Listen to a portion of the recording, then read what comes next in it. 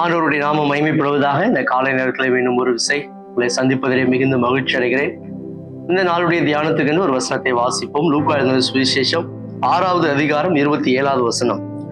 எனக்கு செவி கொடுக்கிற உங்களுக்கு நான் சொல்லுகிறேன், உங்கள் சத்துருக்களை சிநேகியுங்கள், உங்களை பகைக்கிறவர்களுக்கு நன்மை செய்யுங்கள். மறுபடியும் வாசிக்கிறேன்.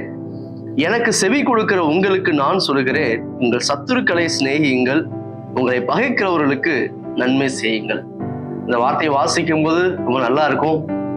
இதை செஞ்சா எவ்வளவு நல்லா இருக்கும்னு சொல்லிட்டு நம்ம அதை ஃபீல் பண்ணுவோம். நிறைய நேரத்தை அதை நம்ம செய்ய முடியறது இல்லை. காரணம், நமக்குள்ளே ஒரு விஷயத்த நம்ம சிந்திக்கிறோம், இது ரொம்ப ரொம்ப கடினமான உபதேசம் நினைக்கிறோம். ஆனால் கடினமானவைகள் என்று சொல்லப்பட்டாலும் அது நம்முடைய வாழ்க்கைக்கு மிகுந்த அவசியமாக இருக்கிறது. இதை புரியும்படியாக ஒரு சம்பவத்தை சொல்ல விரும்புகிறேன். ஒரு முறை ஒரு ஹாஸ்பிட்டலுக்கு ஒரு கணவனும் மனைவியும் சென்றிருந்தாங்க. அந்த கணவனுக்கு ஏராளமான பிரச்சனைகள் சரீரத்துல, எங்கெல்லாமோ போய் அது சரியாகல. ஆனா இந்த மருத்துவமனையை பற்றி கேள்விப்பட்டு, அந்த சிறப்பான மருத்துவரை பற்றி கேள்விப்பட்டு அந்த இடத்துக்கு வந்தாங்க. அவரும் அந்த சகோதரனை அந்த டாக்டர் செக்அப் பண்ணிட்டு எல்லா பரிசோதனையும் எடுத்துட்டு சொல்றாரு, உங்க கணவனுக்கு உடல்ல சின்ன சின்ன இந்த சில முக்கியமான பிரச்சனைலாம் இருக்குது, ஒரு சின்ன ஆப்ரேஷன் பண்ணும், அதை தொடர்ந்து சில நாட்கள் மருத்துவமனையில தங்கியிருந்து சில சிகிச்சைகள் பெறணும். அப்படி எடுத்துட்டா உங்க கணவருக்கு ஒரு பரிபூர்ணமான சுகம் கிடைச்சிடும். அதுக்கப்புறம் அவருடைய எல்லா வேலைகளையும் நல்லா சூப்பரா செய்யலாம் அப்படின்னு சொன்னேன். அந்த மனைவிக்கு ரொம்ப சந்தோஷம். சரி சார், இதுக்கு எவ்வளவு செலவாகும் அப்படின்னு கேட்கும்போது, குறைஞ்சது ஒரு 5 லட்சம் ரூபாய் செலவாகும் அப்படின்னு சொன்னோடனே அவங்களுடைய மனைவிக்கு பயங்கரமான அதிர்ச்சி. அவங்க கேட்டாங்க, 5 லட்சம் ரூபாய் ஆகுமா? ஏன் அவ்வளவு ஆகும்?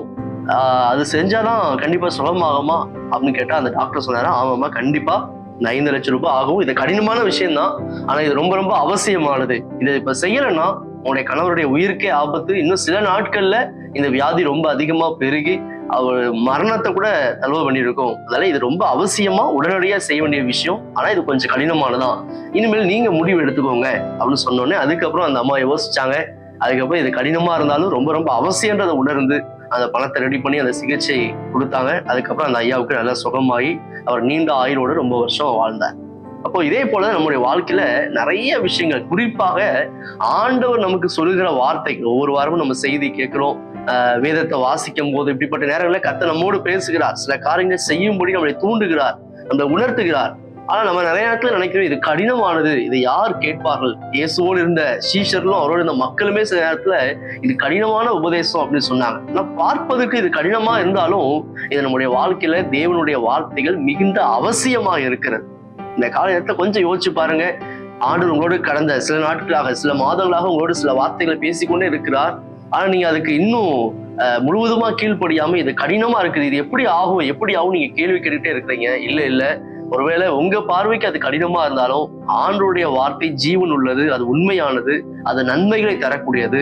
எனவே ஆண்டவர் சொல்லுகிற வார்த்தைகளுக்கு அப்படியே கீழ்ப்படியும் போது அது கடினமா இருந்தாலும் அது மிகுந்த அவசியமானது. அதுக்கு உடனடியாக கீழ்ப்படிந்தீர்கள் என்று சொன்னால் நிச்சயமாகவே ஆண்டவர் உங்களை ஆசீர்வதிப்பார். உங்களை இருக்கிற இடத்துல இருந்து அடுத்த ஸ்டெப்புக்கு நிச்சயமா உங்களை என்ன செய்வார்னா உயர்த்துவார். அதனால எதுவுமே கடினமானது என்று நினைக்காதீங்க. முக்கியமா இந்த வசனத்தை இன்னைக்கு தியானிக்கிற இந்த வசனத்தை நம்ம வாசிக்கிறோம், உங்கள் சத்துருக்களை சிநேகியுங்கள் என்று சொல்லி.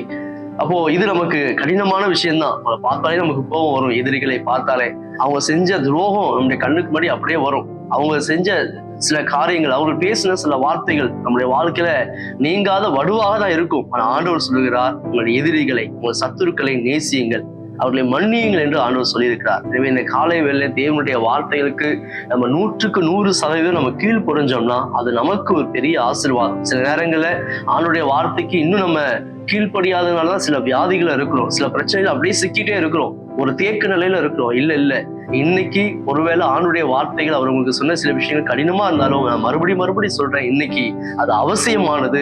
எனவே தேவனுடைய வார்த்தைக்கு பரிபூர்ணமா உங்களை ஒப்புக் கொடுங்கள்.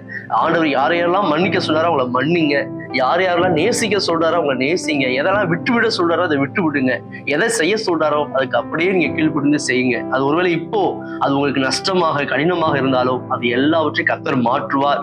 உங்களுடைய இழப்புகள் எல்லாம் அவர் மாற்றி உங்களுக்கு இரட்டிப்பான நன்மைகளை தருவார். எனவே தேவனுடைய வார்த்தைகள் கடினமா இருந்தாலும் அவைகளுக்கு பரிபூர்ணமாய் ஒப்பு கொடுத்து நம்ம கீழ்ப்படிவோம், தேவனுடைய வார்த்தை நிறைவேற்றுவோம், தேவனுடைய ஆசீர்வாதத்தையும் உயர்வையும் பெற்றுக்கொள்வோம். கண்களை மூடி ஜெபம் பண்ணுவோம். நல்ல தகப்பனே, இந்த வார்த்தை கேட்டுக்கொண்டிருக்கிற உடைய பிள்ளைகள் ஒவ்வொருடைய இருதயத்தை கட்ட தொடுவீராக. ஒருவேளை நீர் சொல்கிற உடைய வார்த்தைகள் அதுக்கு கீழ்ப்படிவதற்கு கடினமாய் தோன்றினாலும் இன்றைக்கு அதுக்கு ஒப்பு கொடுத்து கீழ்ப்படிய அதை அன்றே அவசியமானது என்பதை ஏற்றுக்கொண்டு உடைய வார்த்தைகளை செவி கொடுத்து அது மூலமாய் தருகிற நன்மைகளையும் உயர்வையும் பெற்று அனுபவிக்க உதவி செய்யுங்க. சூழ்நிலைகள் எல்லாம் மாறட்டும், அற்புதங்கள் நடக்கட்டும். இயேசுவின் நாமத்தில் ஜெபிக்கிறோம் நல்ல பிதாவே. ஆமென். God bless you.